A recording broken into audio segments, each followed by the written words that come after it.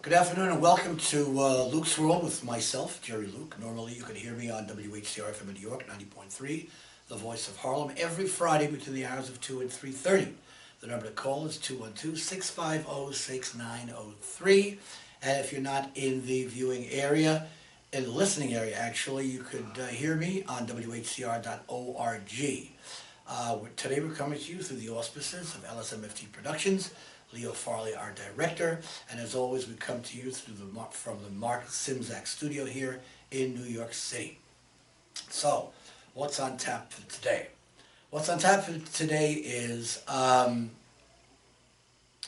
got a little steamed a couple of weeks ago when I, number one, saw the cops giving out tickets, which I consider like fish in a barrel tickets.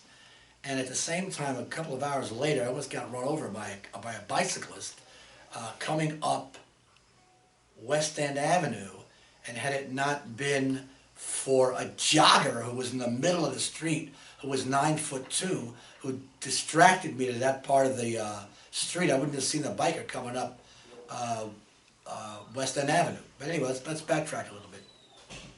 So these police officers are from a car, and the car is on 95th and Central Park West, and as bikers like to do, even if it's a red light, if it's completely safe and there's no pedestrians around and nobody's looking, you just keep going north, you go through the light. But in this case the cops are there, and anybody who went through the light got a ticket. And it's a kind of a shame because the Upper West Side on Central Park West, there are a lot of there's a big part of it where there's no streets on the right. So if there are no streets on the right, even though there's a red light, you can see traffic coming from your left. There's no traffic coming from the right. You can see if there's pedestrians there. So you take it upon yourself to keep going forward. Unfortunately, it wasn't in the stars for these police officers. They just gave you a ticket. And I think what they should have done, based on how the setup was done, is just give you a warning. Don't do this anymore, because it could be dangerous. Of course, a couple of hours later, when I was coming out of the park, there was some bike rider going south against the traffic on the bike lane. The cops weren't there telling him what to do. So this is sort of selective screening. But not to say that the cops shouldn't do their business, and also not to say that among the cops there aren't good guys. I had an incident really recently upstate where a police officer where the state trooper, actually a nice guy, didn't give me a ticket for actually getting into escape velocity leaving Tupper Lake.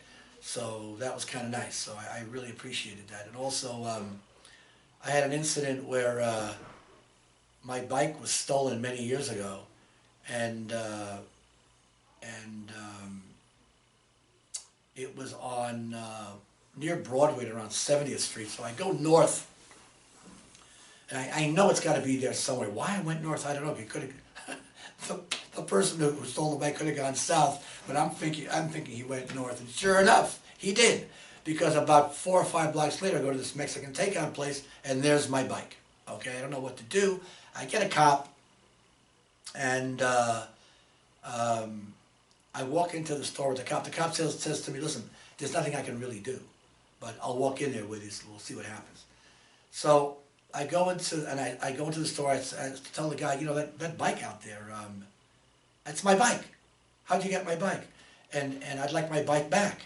And he says, "Well, I just bought it for $50. And the cop says, "Give the kid his bike." Okay? And that was the end of it. If that person had said nothing, I wouldn't have had the bike. And as it is, that same bike got stolen again. That same bike was stolen twice. I found it once. This is how they steal it. If you see somebody walking around just with a 6-foot pipe, you know they're up to no good, just about. I had a bike stolen in front of the Apple Bank at 73rd Street, and then this other bike stolen on 70th Street. And in both cases, I found a 6-foot pipe. So what they do is they take the pipe, they jam it into your kryptonite lock, and they twist it until the thing pops. So I think with some of the newer kryptonite locks, that won't happen, but with this one it did. I was so angry that I took this pipe and I walked to the Hudson River and I threw it in the river so that nobody, that whoever the perp was couldn't do this to anybody else. So that's the story of the stolen bike. Now, in terms of bike riders themselves, okay, yes, I was sort of vilifying the cops for giving out a ticket, but at the same time, bike riders aren't princes either. It's like for some reason, these guys, a lot of bike riders think that that Riverside Park at the river is the Tour de France, and they get in at 59th Street and they're ripping up Riverside Park as far as they could go, and it doesn't matter if they're women and children there, old people there, people who are disabled, people just out for the day. They're ripping up that place like it's nobody's business. Now, the Parks Department tries to combat it, and yes, it hires people to watch what's going on, but the people who are hired to watch what's going on aren't really paying attention. So, and I was sitting in the park one day, and you got these three park people walking abreast on one of the park paths, and I'm saying to myself, why aren't one of you stationed at 59th, one of you stationed at the restaurant, and one of you stationed in between, because there are areas where bikes or rollerbladers or skateboarders or some clown on an electric bike can come zipping up. Why are you walking three abreast? It makes no sense. So then later on, I saw these three people in a car going home. So like, I don't get that. So now you have the bike people ripping up Riverside Park, and the park people like in their own world. And I saw one of the park people giving, I don't know if it was these three park people or other three park people, giving a ticket to somebody on the way into the park. Now, I don't know if they discovered this person just at the end as he leaves, or this person coming in, but it took three of them to give one ticket. If it takes three of you to give one ticket, who else is going to patrol the park? Hello? Now, you also want to enjoy the fruits of the park, okay? I think the idea of having benches there was first. And the reason you have a bench there is people like to come to the park, sit down on the bench, get their newspaper, their book, their iPod, their iPad, whatever, and do whatever it is they have to do. But no, not only are you allowed to do that, but bike riders will go zipping by you about that much from your knees because it's their prerogative. I don't understand that. Why don't you at least pick a distance that makes sense between you and the person sitting there, and not to completely dump on bike riders. Joggers do it too. I don't understand. You're jogging up the path. Why do you have to come this much from somebody sitting there? Hello? We have to share the space. Okay? This is not sharing the space. This is you guys taking over. Excuse me.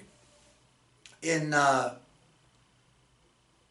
Germany, the bike paths are on the sidewalks, okay, which makes it a little dicey for people to be walking around. But you have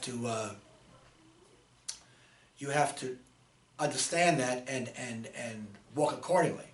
Why would anybody want to ride their bikes in the street, especially next to 18-wheelers, which delivery people have done, and they've paid with their life because of it?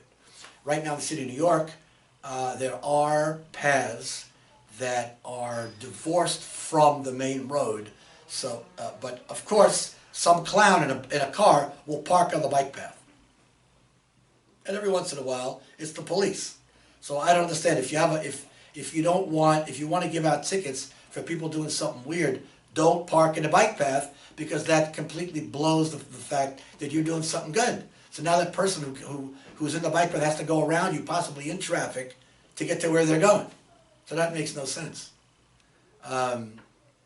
So I think we're just about out of time. We're going to probably talk about bikes in the near future, but This is a cooperative venture, okay? It's bikes, it's human beings, and it's people delivering goods. And there has to be some sort of understanding between all three, and I don't think we've gotten to that point yet. And until we do, people are going to get tickets for no reason, people are going to die for no reason. So somebody's got to sit down, we all got to sit down together and figure it out. And speaking of figuring it out, my name is Jerry Luke, this is Luke's World. We've come to an end of another episode, and we'll see you on the radio.